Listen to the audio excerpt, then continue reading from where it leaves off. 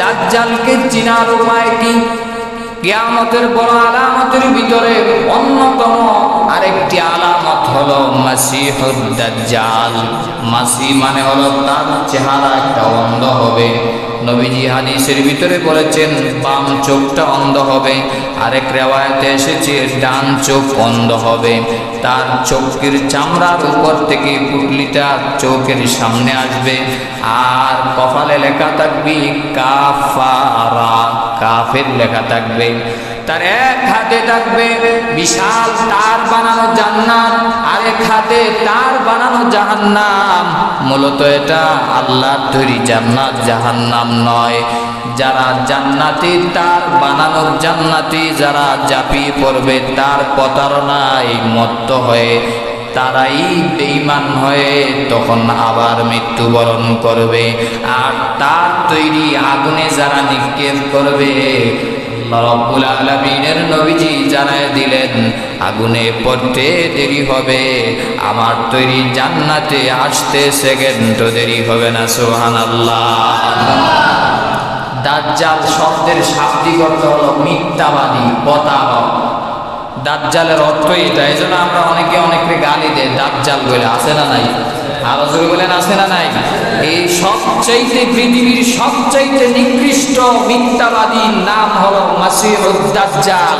আর এই দাজ্জাল তামাম পৃথিবী এক সময় নৈর শাসন, জাল জুলুম নির্যাতন দিয়া শাসন করবে।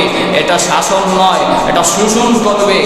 আর জুলুম নির্যাতনের তামাম পৃথিবী ছেয়ে যাবে। দাজ্জাল হবে নেতা, আর তার সাথে প্রজা হবে লাল কুত্তার দল, ইহুদির বাচ্চারা। জোরে বলেন ঠিক না বেঠিক? নবীজি হাদিস শরীফের ভিতরে বলেছেন 70,000 ইহুদি তার সাথে 24 ঘন্টা অল টাইম দাজ্জালের সাথে থাকবে। তারা কারা থাকবে? ইহুদিরা। বর্তমান ইহুদিরা তারা দাজ্জালের অপেক্ষায় অপেক্ষমান। আমাদের নেতা আসবে, আমরা ওয়েলকাম, স্বাগতম দিব, তারপরে নেতাকে সিংহাসনে বসাবো, মুসলমানদেরকে কেটে কচু কাটা করে তামাম পৃথিবী আমরা রাজত্ব করব। কিন্তু আমরাও বলতে চাই তোমাদের বুয়া স্বপ্ন কোনোদিন পূর্ণ হবে না, কারণ আল্লাহ তোমাদের এই বুয়া মিথ্যাবাদী প্রতারক দাজ্জালকে মাসিহ ইবনে মারিয়াম ঈসা আলাইহিস সালাতু ওয়াস সালামের মাধ্যমে ধূলিসাৎ করে দিবেন। তামাম পৃথিবী রাজত্ব করবে মুসলমান। আওয়াজ করে বলেন আল্লাহু আকবার। আমার প্রাণের ভাইয়েরা, দাজ্জাল যে আসবে, নবীজির জামানা একজন সাহাবী তামিমে দারি রাদিয়াল্লাহু তাআলা আনহু বর্ণনা করেছেন। উনি নিজেই বলেন নবীজি আমাদের সামনে প্রায় সময় দাজ্জাল সম্পর্কে আমাদেরকে সাবধান করতেন। দাজ্জালের ফিতনা হলো বড় ফিতনা। দাজ্জালের ফিতনা থেকে তোমরা নিজেদেরকে রক্ষা করবা, আর না হয় বেঈমান হয়ে ঈমান হারা হয়ে মৃত্যুবরণ করবা। সাহাবী তামিমে দারি রাদিয়াল্লাহু তাআলা আনহু সমুদ্র গমন করতেছিলেন। এক সাহাবীর কাফেলা নিয়ে সমুদ্র, বাতাসের ঢেউয়ের কারণে সমুদ্রের পানি মাছকে মাছ ঢেউয়ের কারণে সমুদ্রের তলদেশে নিয়ে যায়। লম্বা ঘটনা, গল্প, কিচ্ছা কাহিনী নয়, সরাসরি নবীজির হাদিস। তামিমে দারি রাদিয়াল্লাহু তাআলা আনহু বলেন, ওই যে সমুদ্রের তলদেশে গিয়া দেখলাম বিশাল দেহের অধিকারী একজন লোক বসে আছে, যাকে শৃঙ্খল দিয়ে বেঁধে রাখা হয়েছে।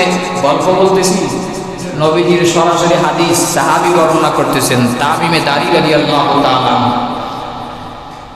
ডাক দিয়া বলেন, তামিমে দারি রাদিয়াল্লাহু তাআলা আনহু বলেন, সমুদ্রের তলদেশে গিয়ে দেখলাম বিশাল দেহের অধিকারী একজন লোক বসে আছে, ওনাকে শৃঙ্খল দিয়া বেঁধে রাখা হয়েছে।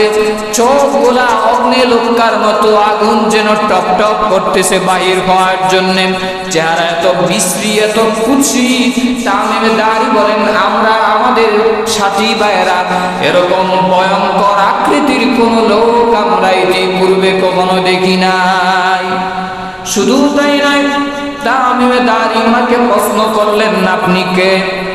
উনি জবাব দেওয়ার আগে বললেন, ও নবীজির সাহাবী তামিমে দারি, আমার পরিচয় নেওয়ার আগে তোমরা আমার 3টা প্রশ্নের জবাব দাও। এই 3টা প্রশ্ন এবং জবাব শুনেই আমরা ফিলিস্তিনের যুদ্ধের ইতিহাসে যাব সংক্ষেপে। এই উনি ডাক দিয়ে বললেন, যে ভয়ঙ্কর আকৃতির যে লোক, উনি ডাক দিয়ে বলে, ও নবীজির সাহাবী তামিমে দারি, 1 নম্বরে আমাকে ওই প্রশ্নটির উত্তর জানাও, বাইসানের খেজুর বাগানের কি অবস্থা? হাদিস শরীফের ভিতরে এসেছে। তো ভয়ঙ্কর আকৃতির লোকটা যখন বললেন, বাইসানের খেজুর বাগানে কি খেজুর আছে, খেজুর কি ফলন হয়? 2 নম্বর প্রশ্ন করলেন ওই লোকটি, ভয়ঙ্কর আকৃতির লোকটি ডাক দিয়ে বললেন, তাবারিয়া উপসাগরের পানি কি আছে? 3 নম্বর প্রশ্ন করলেন, জুগারের ঝর্ণার কি অবস্থা? 3টা প্রশ্ন করছে। ওই নবীজির সাহাবী ডাক দিয়ে বললেন, বাইসানের খেজুর এখনো আছে সারা পৃথিবীতে। তখন সময় বাইসানের খেজুর প্রসিদ্ধ ছিল। এটা কোথায় অবস্থিত পরে বলতেছে। বাইসানের খেজুর তখন তরতাজা ছিল, তামাম পৃথিবীতে আমদানি রপ্তানি হতো। তো সাহাবী বললেন, হ্যাঁ, বাইসানের খেজুর বাগান এখনো ভালো আছে, ফল ফলাদি ভালো হচ্ছে। 2 নম্বরে তাবারিয়া উপসাগরের পানিও এখনো আছে, শুকায় নাই। 3 নম্বরে জুগারের ঝর্ণা। জুগার হযরত লূত আলাইহিস সালাতু ওয়াস সালামের মেয়ের নাম। ওই মেয়ের পাশে একটা মেয়ের কবরের পাশে একটা ঝর্ণা, এই ঝর্ণার নাম দেওয়া হয়েছে জুগারের ঝর্ণা। 1 নম্বর প্রশ্নের জবাব হচ্ছে, বাইসানের বাগান বর্তমানে ইসরায়েলের রাজধানী তেল আবিবের পাশেই অবস্থিত। এটাও ইহুদিদের দখলে। এই জন্য তখন ভয়ঙ্কর আকৃতির লোকটা বলেছিল যে বাইসানের খেজুর বাগান যখন শুকিয়ে যাবে, খেজুর যখন থাকবে না, তখনই আমি ভয়ঙ্কর আকৃতির লোকটির আবির্ভাব দুনিয়াতে হবে। 2 নম্বরে তাবারিয়া উপসাগর, এটাও ফিলিস্তিনের এক পাশে এই সাগর অবস্থিত। তাবারিয়া উপসাগরের বিশাল পানির ঢেউ, এই পানি উপসাগর একদিন শুকিয়ে যাবে। যখন শুকিয়ে যাবে তখনই আমি দুনিয়াতে আগমন করব। 2 নম্বর। 3 নম্বরে জুগারের ঝর্ণা, সেটাও এই ইসরায়েলের রাজধানী তেল আবিবের পাশেই একটি ঝর্ণা আছে, কূপ আছে, এটার নাম জুগারের ঝর্ণা। ভয়ঙ্কর আকৃতির লোকটি বলেছিল, নবীজির সাহাবী, এই জুগারের ঝর্ণার পানি যেই দিন বন্ধ হয়ে যাবে, স্টপ হয়ে যাবে, ওই দিন আমি দুনিয়াতে আগমন করব। সাহাবী ডাক দিয়া বলেন, এতক্ষণ তো আপনি আমাদেরকে প্রশ্ন করছেন, আপনার পরিচয়টা দেন। উনি তখন ডাক দিয়া বলেছে, আনা মাসিহুদ দাজ্জাল, আমি হলাম মাসিহে দাজ্জাল। পৃথিবীতে ভয়ঙ্কর আকৃতিতে আল্লাহ আমাকেই আবির্ভাব করবেন। চিৎকার দিয়ে বলেন নাউজুবিল্লাহ, আওয়াজ করে বলেন নাউজুবিল্লাহ। এবার আসেন 3টা প্রশ্নের যে জবাব, ভবিষ্যৎবাণী নবীজির 3টা প্রশ্ন উত্তর ফিলাপ হয়ে গেছে, ভবিষ্যৎবাণী ফিলাপ। বাইসানের যে খেজুর বাগান শুকাইলে দাজ্জাল আসবে, বাইসানের খেজুর বাগান আগের যেই মরক করা এই খেজুর বাগান লাগিয়েছিল, সেই খেজুর বাগান শুকিয়ে গিয়েছে। দাজ্জালের আবির্ভাব হওয়ার সময় ঘনিয়ে এসেছে। 2 নম্বরে দাজ্জাল প্রশ্ন করেছিল, তাবারিয়া উপসাগর শুকাইছে কিনা? তাবারিয়া উপসাগরের পানিও শুকিয়ে গিয়েছে। আমি আমার বাড়ি থেকে গতকাল আসার সময় যেই নদীর পাশ দিয়ে আসছি, আমার ছোটবেলা থেকে আমার এই বয়স পর্যন্ত এই নদী কখনো আমি শুকনা দেখি নাই। গতকাল দেখলাম শুকিয়ে আছে। তামাম পৃথিবীতে, বিশেষ করে আমাদের দেশেও পানির জন্য সংকট আছে না নাই? আরো জোরে বলেন, আছে না নাই? এর একটা জবাব হলো তাবারিয়া উপসাগর, বিশাল উপসাগর, এটা ফিলিস্তিনের একটা পাশে অবস্থিত ইসরায়েলের, সেটাও শুকিয়ে গিয়েছে। অর্থাৎ আর বেশি দূরে নয়, দাজ্জালের আবির্ভাব হয়ে যাবে। 3 নম্বরে জুগারের ঝর্ণা, সেটাও ইসরায়েলের ভিতরে। এই ঝর্ণা দিয়েও এখন আর পানি পড়ে না, এখন শুকিয়ে আছে। এই 3টা জায়গা, বাইসানের খেজুর বাগান, তাবারিয়া উপসাগর এবং জুগারের ঝর্ণা, এই 3টা জায়গা ইসরায়েল লাল কুত্তার বাহিনী তাদের দখলে নিয়ে গিয়েছে। জুড়ে বলেন নাউজুবিল্লাহ। তাদের একটাই আশা, আমাদের নেতা আসবে, আমরা তামাম পৃথিবী শাসন করবো। জুড়ে বলেন নাউজুবিল্লাহ। এবার আসেন আমার প্রাণের ভাইয়েরা, দাজ্জালের আবির্ভাব যখন হবে, লম্বা ঘটনা, আল্লাহ পাক রব্বুল আলামিন তাকে 2.5 দিনের অথবা কেউ বলেছেন 40 দিনের খোদাই দিবেন। তামাম পৃথিবী সে রাজত্ব করবে। তামাম পৃথিবীতে মুসলমানদের যখন অগ্নি পরীক্ষা হবে, ইমানের পরীক্ষা হবে, সেই ইমানের পরীক্ষা দিতে হবে আমাদেরকে। নবীজি বলেছেন সর্বশেষ যুবক যখন মৃত্যুবরণ করবে, সেই ইমান এত পাওয়ার হবে শেষ যুবকের, তাকে দাজ্জাল বলবে আমি তোমাকে মারতেও পারি, আবার জীবনও দিতে পারি। যুবকটি ডাক দিয়া বলবে তুমি আমার রব নয়, আমি তোমাকে আল্লাহ মানতে পারি না, কারণ আমার হাবিব আমার নবীজি বলেছিলেন যে এই রকম একটি দাজ্জালের ফিতনা আসবে, দাজ্জালের আবির্ভাব হবে, যে জীবনও দিতে পারবে আবার মৃত্যুও দিতে পারবে।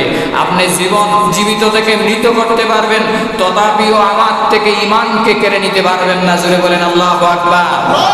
শেষ যুবকের যখন দাজ্জাল শেষ যুবককে যখন হত্যা করবে, ওই যুবকের কথা হাদিস শরীফের ভিতরে এসেছে।